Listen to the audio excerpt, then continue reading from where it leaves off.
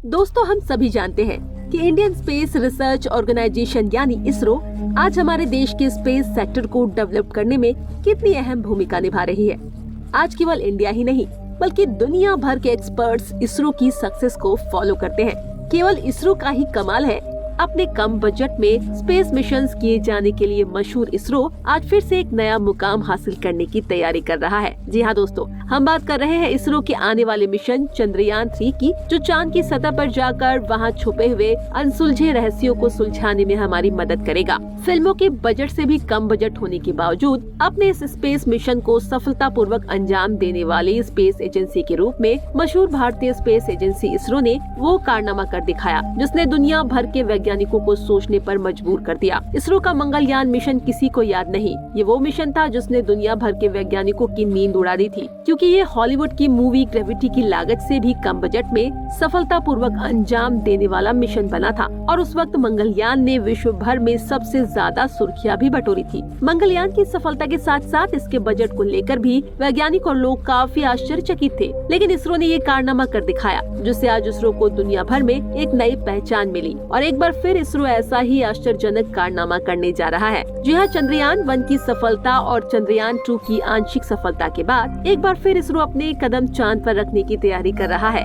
या यूँ कहे कि बस अब चांद की ओर उड़ान भरने को ही तैयार है। बस इंतजार है तो सही वक्त का। दोस्तों, आज के इस वीडियो में हम चंद्रयान से जुड़ी कुछ महत्वपूर्ण बातों को जानेंगे और जानेंगे कि कैसे ये मिशन इसरो के लिए बेहद ही खास है। कि रोचक जानकारी के लिए आप जुड़े रहे हमारे साथ यूनिवर्स टीवी पर और हमारे चैनल को जरूर सब्सक्राइब करें। सन 2008 जब इसरो ने पहली बार मून मिशन लॉन्च किया, ये वो वक्त था जब इसरो के पास बजट की काफी कमी थी, लेकिन फिर भी इसरो ने अपने आत्मविश्वास को कम नहीं होने दिया और भरपूर एनर्जी के साथ अपने पहले मून मिशन को लॉन्च किया, जिसका नाम चंद्रयान 1 रखा गया था। इस मिशन के अंतर्गत इसरो ने एक ऑर्बिटर को चांद पर जासूसी करने भेजा था। अपनी जासूसी के दौरान चंद्रयान 1 ने कुछ ऐसा खोजा जिसने विज्ञान की दुनिया में तहलका मचा दिया। इस ऑर्बिटर ने पहली बार चांद की सतह पर पानी को खोजा था और इसी के साथ चांद पर पानी की खोज का श्रेय भारत को दिया जाता है। बहुत से लोगों ने चांद पर पानी होने की आशंका व्यक्त की थी, लेकिन इसरो के इस जासूस ने चांद पर पानी खोज ही निकाला। सफलतापूर्वक मिशन ने भारतीय स्पेस एजेंसी इसरो को नई ऊंचाइयां प्रदान की तथा आने वाले स्पेस मिशन के नए आयाम भी खोल दिए।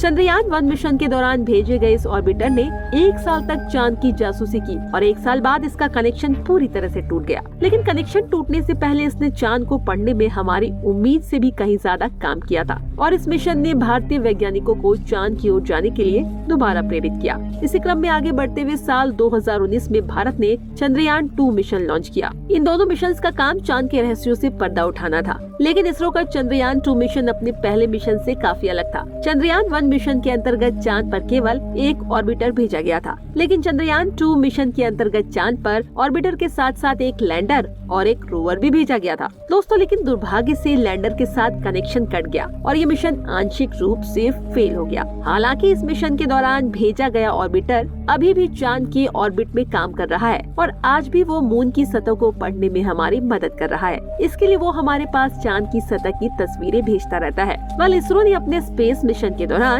कई नए रिकॉर्ड्स भी बनाए, जैसे मंगलयान, लेकिन इसके साथ ही इसरो ने कुछ फेलियर भी देखे और उन्हीं में एक था चंद्रयान 2। चंद्रयान 2 ने इसरो के लूनर प्रोग्राम को एक तगड़ा झटका दिया, लेकिन यहाँ पर भी इसरो का आत्मविश्वास कमजोर नहीं हुआ और अपनी पुरानी गलतियों से सीख लेते हुए इसरो अब आगे की ओर कदम बढ़ाने के लिए पूरी तरह तैयार है। चंद्रयान 2 मिशन का उद्देश्य प्रज्ञान रोवर को चांद के साउथ पोल पर भेजना था, लेकिन लास्ट मोमेंट पर लैंडर में आई खराबे के चलते ये पूरी तरह से क्रैश हो गया। इसरो का प्राथमिक उद्देश्य लैंडर को लूनर सरफेस पर आसानी से लैंड कराना था और बाहर से रोबोटिक रोवर से मिशन ऑपरेट कराना था। अगर ऐसा होता तो इसरो चांद की सतह पर सॉफ्ट लैंडिंग करने वाला चौथा देश बन जाता। इससे पहले अमेरिका, रूस और चीन चांद पर सफलतापूर्वक लैंडिंग करा चुके हैं। चंद्रयान 2 की आंशिक सफलता के बाद इसरो ने एक बार फिर से दुनिया को अपनी काबिलियत प्रदर्शित करने के लिए चंद्रयान 3 मिशन लॉन्च करने की शुरुआत की। चंद्रयान 3 मिशन के अंतर्गत इसरो अपने लैंडर और रोवर को चांद पर आसानी से पहुंचाने की कोशिश करेगा।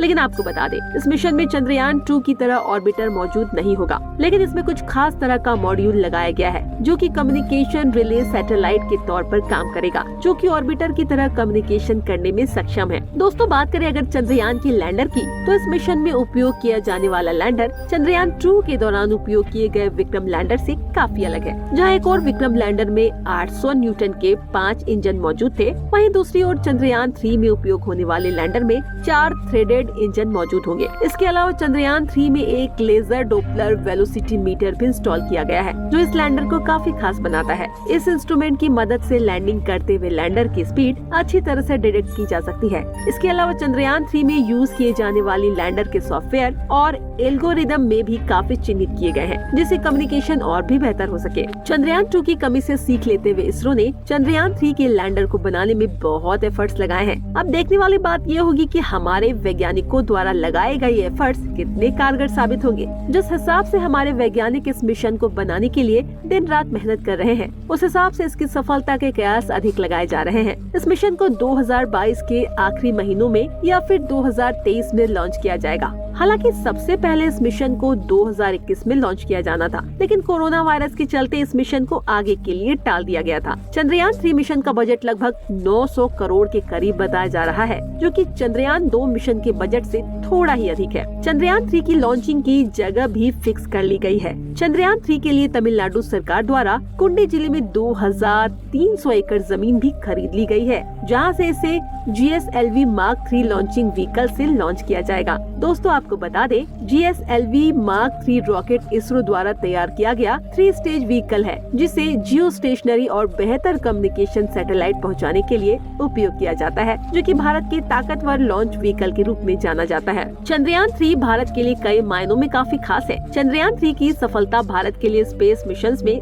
नए आयाम खोल सकती है। चलिए अब जानते हैं कैसे चंद्रयान 3 की सफलता भारत के लिए नए आयाम खोलेगी। दोस्तों, इसरो और जापान की स्पेस एजेंसी जैसा दोनों साथ मिलकर 2017 से एक मिशन पर काम कर रही है, जिसका नाम lunar polar exploration mission blue PACS है, और ये प्रोग्राम सन 2024 या 25 में शुरू किया जाएगा। इस प्रोग्राम का उद्देश्य चांद की पूर्ण सतह को एक्सप्लोर करना है, साथ ही चांद पर किस तरह से इंसानों को भेजा जा सकता है, इस पर काम भी करना है। इस प्रोजेक्ट में जैक्सा अपने जापान की ओर से लॉन्चर और रोवर पर काम करेगा, तो वहीं भारत यानी इसरो के द्वारा इस मिशन में एक बेहतरीन लैंडर का कंट्रीब्यूट किया जाएगा, और इसी लिहाज से चंद्रयान 3 मिशन इसरो के लिए बहुत खास है। जैसा कि हम जानते हैं दोस्तों, चंद्रयान 2 में हुए विक्रम लैंडर की क्रैश लैंडिंग से भारत की काबिलियत पर सवाल खड़े हुए थे, क्योंकि जापान और भारत मिलकर जो मिशन करने वाले हैं, उसमें भारत की ओर से लैंडर दिया जाने वाला है, जिसमें अभी हमें सफलता नहीं मिली है। कल चंद्रयान 3 मिशन का मुख्य उद्देश्य चंद्रयान 2 मिशन में हुए फेलियर को सुधारने के साथ साथ इसरो के कम बजट में सफलता पूर्वक मिशन को अंजाम देना तथा अपनी काबिलियत को बरकरार रखना है। कल दोस्तों, अपने आत्मविश्वास को बरकरार रखने के लिए तथा जापान के साथ होने वाले अपने अगले मिशन के लिए चंद्रयान 3 के मिशन का सफल होना बेहद जरूरी है। और अगर ये मिशन सफलता पूर्वक चांद पर पहुंच जाता है, तो भारत लूनर सरफेस पर सेफ लैंड करने वाला विश्व का चौथा देश बन जाएगा। इसके अलावा दोस्तों, इसरो इस मिशन के द्वारा चांद पर नई खोज करने के साथ चंद्रमा के रहस्यों को सुलझाने में भी काफी प्रयास करेगा। हम यही उम्मीद करते हैं कि हमारे वैज्ञानिकों का ये प्रयास सफल रहे और भारत स्पेस में अपने कदम बढ़ाता रहे। तो दोस्तों, इस वीडियो में बस इतना ही। मिलते हैं नेक्स्ट वीडियो में। धन्यवाद।